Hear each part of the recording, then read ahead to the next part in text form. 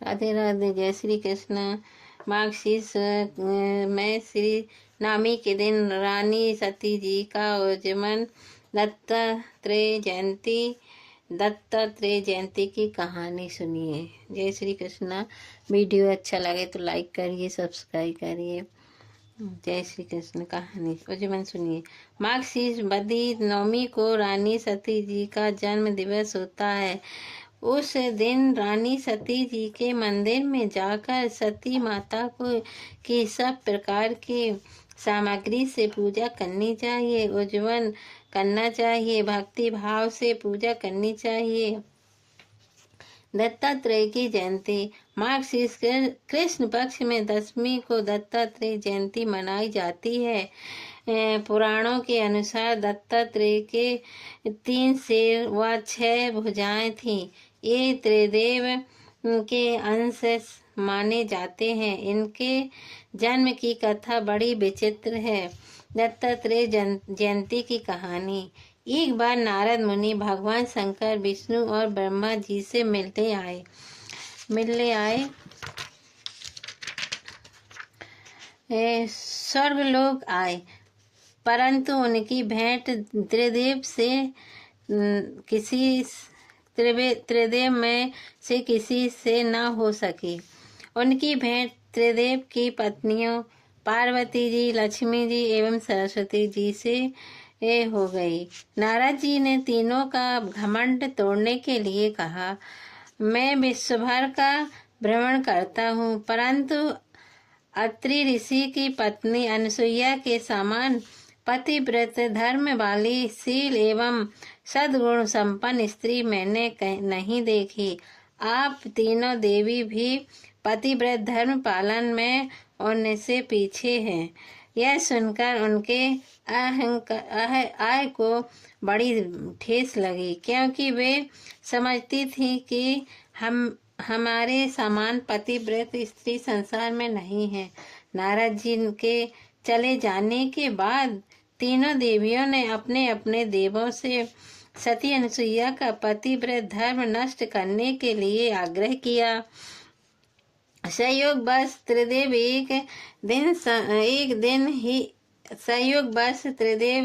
एक ही समय अत्रि मुनि के आश्रम पर पहुंचे।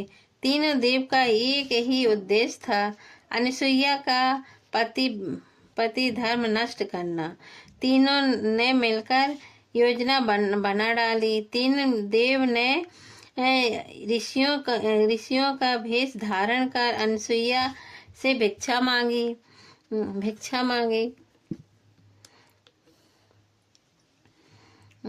उन्होंने भोजन करने की इच्छा प्रकट की। अतिथि सत्कार को अपना धर्म समझने वाली अनुसुईया ने कहा, आप स्नान आदि से निवृत्त होकर आइए, तब तक मैं आपके लिए रसोई तैयार करती हूँ।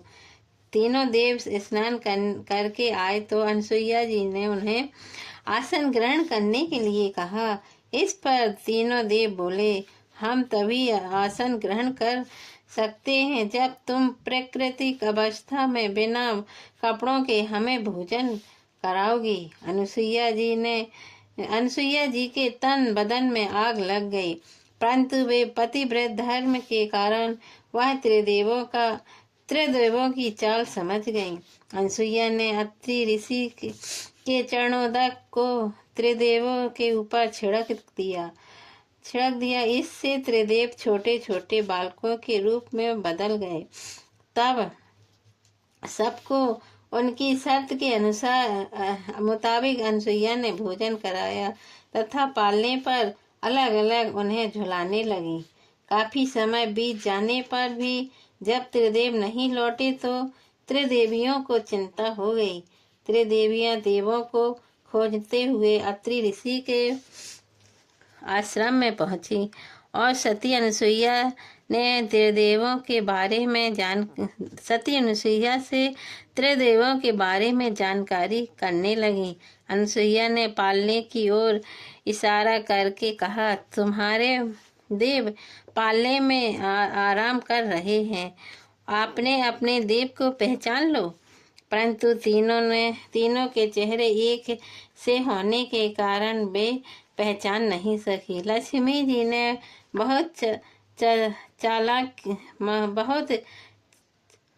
चालाकी से विष्णु को पालने से उठाया तो वे शंकर निकले। उस पर उनको बड़ा उपहास सहना पड़ा। तीनों देवियों के अनुनय विनय करने पर अनसुईया ने कहा,